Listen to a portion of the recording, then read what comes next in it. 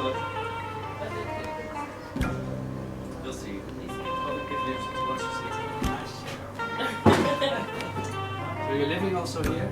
This is your house also? Yes. Okay, yes, I know Dawn. She's the lady who's teaching us how to write memoirs. Okay, you know my name, I'm Beauty Bokwani. Yes. And I started this place because of my past experience as a child. I grew up in a time of apartheid. It was very difficult for me at school, and I grew up being treated differently from other children because I also come from mixed generation, like mixed my parents, and because of we are Xhosa, my parents, and then also Afrikaans speaking, but we were never being treated the same as the Afrikaans speaking children in the Northern Cape. So it was a small town, Sutherland.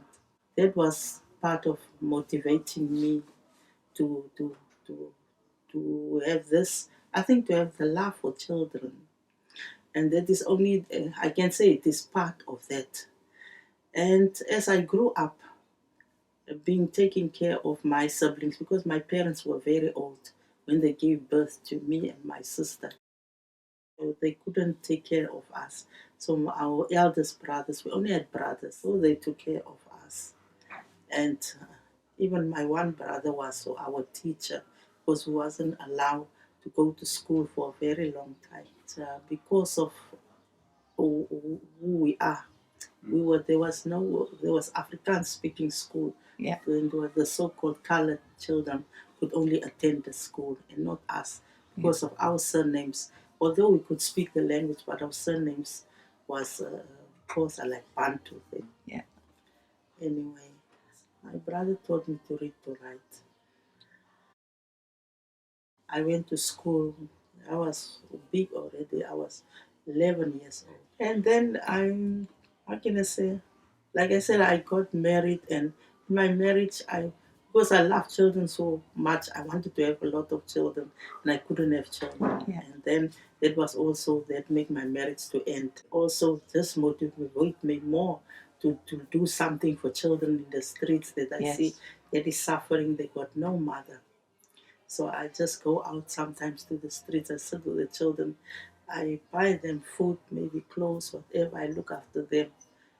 And then that was making me happy and feeling better because of the fact that I didn't have children. Yes, and when I came here, I saw here the things was worse because I used to go. This is also my brother James, the one who taught me how to read. So I came to visit my brother, and that was in a state when I was very low, and I just realized that what is happening here, it was terrible. Mm-hmm. Because I saw the children was running around in the street while the people were shooting, and there was this hitting those children, the bullets hit the children. We just saw the children died in the street. No. The one young man tried to run in here, but they shoot against the wall, and then before he couldn't come in, he have to pass, and they shoot him person in the back.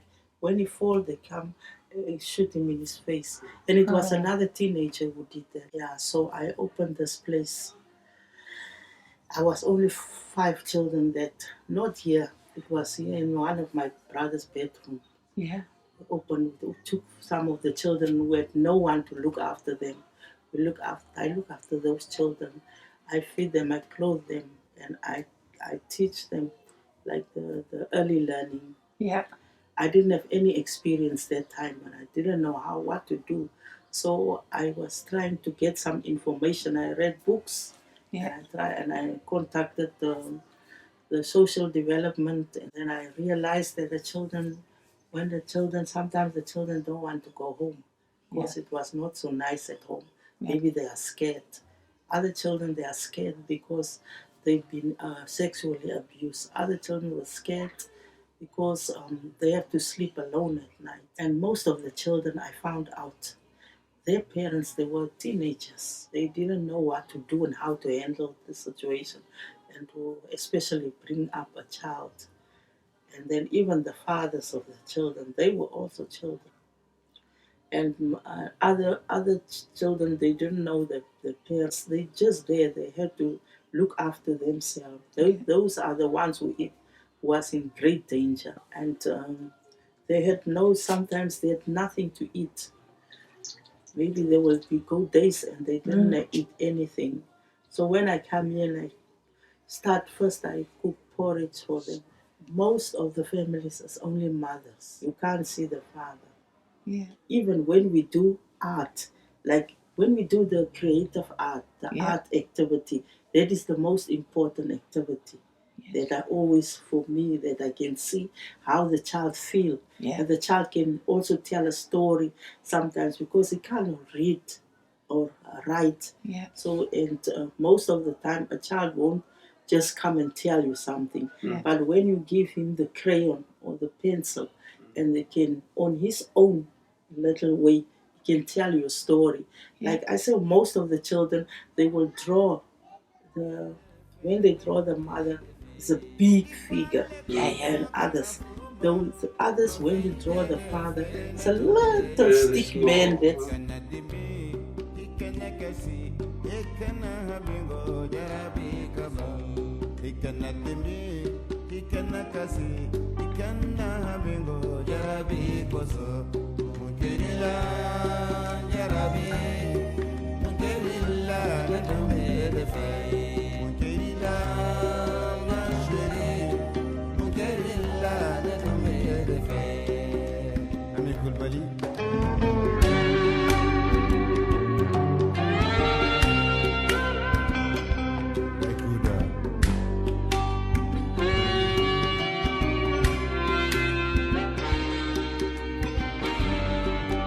one child was ADHD. We had nobody.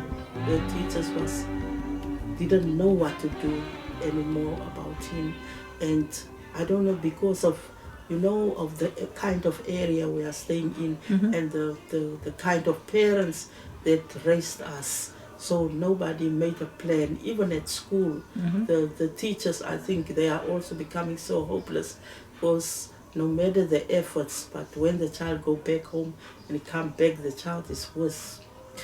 And I try to make the child to read, to write. I use all my efforts that I do. I tell them sometimes when the child said, I will tell the child a story. And after that, after the story, we'll try again.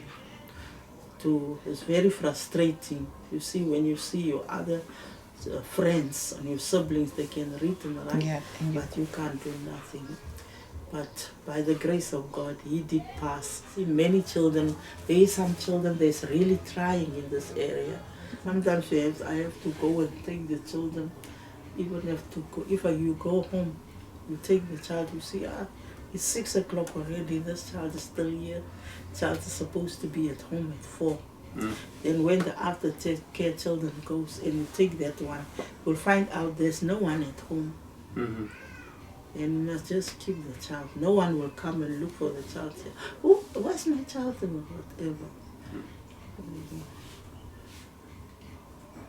Next morning the child will be here. And the children are safer and it's better if you see maybe there's an uncle or an auntie. You can also not just leave the child. But the children are safer with their siblings. And their parents is not there most of the times, the grandparents, even the great-grandparents. And imagine you are already over 16, you have to handle a child like that. Very frustrating. The parents aren't there because most of the parents, you see, most of the people here, they are on drugs. Yeah, those who are not on drugs, they are, how can I say, they was being so abused as children that they can't, how can I say, reality is not, they can't handle reality. Not because they were born like that, but because of trauma. Yeah. So, the people in the community won't help you. No. Because, no, they don't help you because, how can I say, for them, when the children are the situation is bad, it's like they accept it already. Yes. And they are so used to it. So they won't be the people who will help is the children, like I said, the bigger children.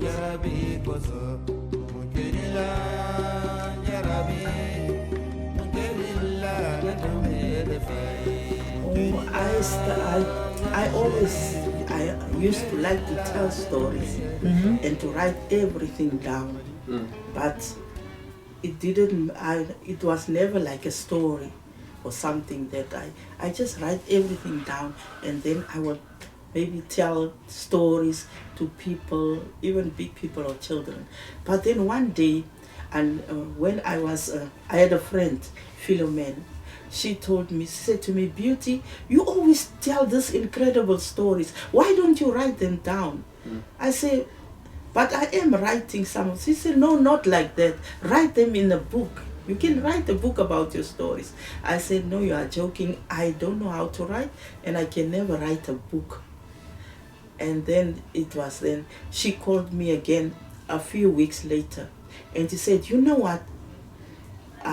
My friend Dawn, she's a person who show you how to write your memoir, and she have this workshops. Are you interested of going? I said, no, I'm sorry, I can't go because I will just waste her time because I don't know how to write. I'm not a writer. You say you don't need to be a writer. She will show you how. Yeah. From that day, I wrote every day. I woke up at 3 in the morning and I start writing and just write everything. I started writing poetry. I never knew, I know I was writing poetry when I was a child. Only one poem, that is the exercise made me remember that I can write poetry as well. Yes. Because then I tell the story about the poetry. I just shut it in my mouth because it was so painful for me as a child. Yeah, but then it came out. Oh, your paintings with it, yeah. I